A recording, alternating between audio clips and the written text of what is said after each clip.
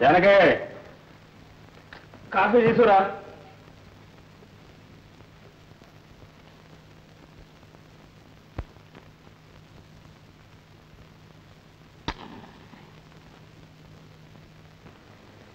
Janaki coffee. ఏమిటో ఈ coffee నువ్వు తీసుకొచ్చావు? ఇంకా బ్యాంక్ వెళ్ళా? లేదు నాన్న, అన్నయ్య డ్రాప్ చేస్తాను. లేదు, నేను పనిచేసే బ్యాంకులోనే తన చెక్ క్యాష్ చేసుకోవాలి. ఓహో, మీ ముద్దుల కొడుకు చేత సేవలు అందుకుంటున్నారా? అవును, నువ్వు కొడుకులు సేవ చేస్తున్నావు, కొడుకులు నాకు సేవ చేస్తున్నావు. చేస్తాను. నన్ను అడిగితే మీరు ఉద్యోగం మానేయడం మంచిది. అవునన్నా. నేను ఉద్యోగం మానేయాలా? అవునన్నా, మేము ఉద్యోగం చేస్తున్నాం. నేను ఇంజనీర్, తమ్ముడు బ్యాంకులో క్యాషియర్. ఇంకా మీరు కష్టపడడానికి ఏమా?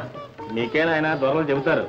ఉద్యోగం మానేస్తే మీ అమ్మ ఈ కుక్కడి కాఫీని కూడా ఇస్తాను, నాకు నమ్మకం లేదు. అవునవును, నేను ఇవ్వకే మీరు ఇలా కష్టపడిపోతున్నారు. అవును, కష్టాలు పడి పడే మీసాలు కూడా తెల్లబడిపోయాను.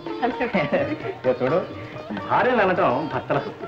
నేను అంటున్నప్పుడు నువ్వు వింటూ ఉండు, నువ్వు అంటున్నప్పుడు నేను వింటూ ఉండు. వస్తానా? మంచిది నాయన, స్పీడ్ ఎక్కువ వెళ్ళకండి, యాక్సిడెంట్ అవుతుంది. అలాగే జాగ్రత్త.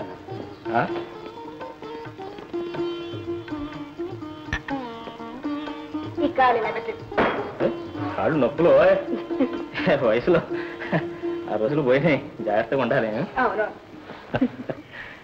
ఏమండి, మన కామేశ్వరమ్మ గారి మనవరాలు వసంత లేదు, ఆ అమ్మాయిని వాళ్ళు చూశానండి.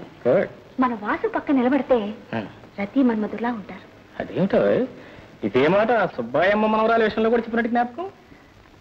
అప్పుడు అన్నాననుకోండి, కానీ అమ్మాయికి పళ్ళు ఎత్తు. మరి అమ్మాయికి ముత్యాల్లా ఉంటాయి, కళ్ళు చక్రాల్లా ఉంటాయి. 10th క్లాస్ కూడా పాస్ అయింది. ఫస్ట్ టైమే.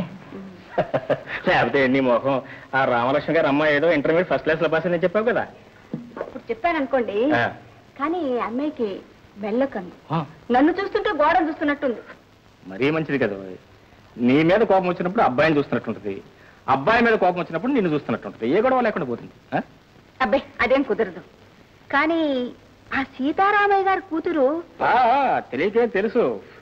పేరు రాధ, వయసు 18 సంవత్సరాలు, ఎత్తు 5 అడుగుల 4 అంగుళాలన్నర, చదువు సెకండ్ ఫామ్ 3వసారి ముక్కును పడి పాస్ అయింది. అమ్మాయిగా ఎగతాళి చేస్తున్నారా? ఎగతాళే? What is this? My god, కోడలు వస్తున్నారని సామాన్య విషయమా? మొత్తం మీద పెద్ద చిట్టాయే తయారు చేశారు. మీకు అలాగే ఉంటుందిలేండి. కోడల్ని ఏరి కోరి తెచ్చుకోమని పెద్దలు చెప్పారు. ఏదో దొరికిందే చాలని 3 ముళ్ళు వేయించేస్తే మన పని అంతే. జనం, కోడళ్ళు వచ్చేది మన పనులు చూసి పెట్టానికి కాదు, అబ్బాయిల పనులు చూసి పెట్టాను. అందుకని ఈ లిస్ట్ అంతా తీసుకెళ్ళి అబ్బాయి ముందు పెట్టు. వాడికి ఓకే అయితే మనకు ఓకే. ఓకే?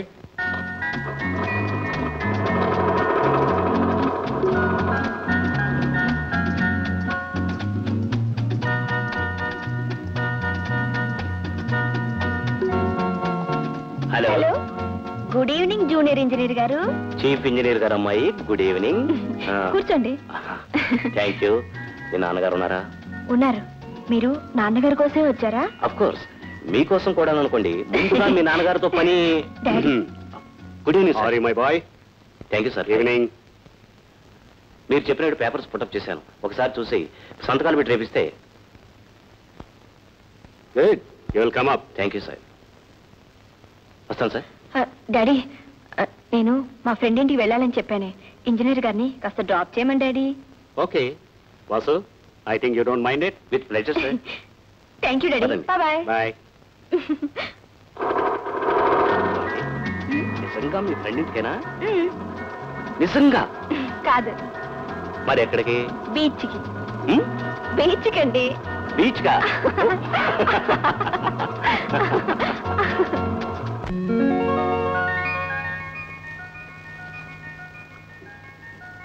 $509.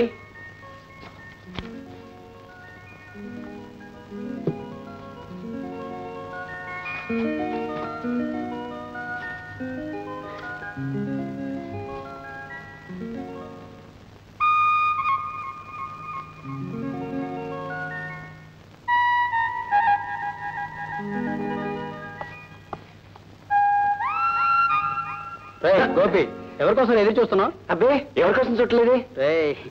నా దగ్గరికి పోయికిరా. నువ్వు రోజు ఎవరికోసం ఎదురు చూస్తుంటావో, రోజు నువ్వు కలుసుకోవాలని బ్యాంక్ ఎవరు వస్తున్నారో నాకు తెలుసు, ఈ బ్యాంకులో పనిచేస్తున్న వాళ్ళందరికీ తెలుసు. ఏంట్రా? ఏంటి?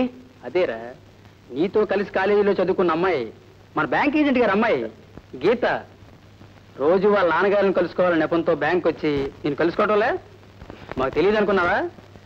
ఎంత అదృష్టవంతుడిరా.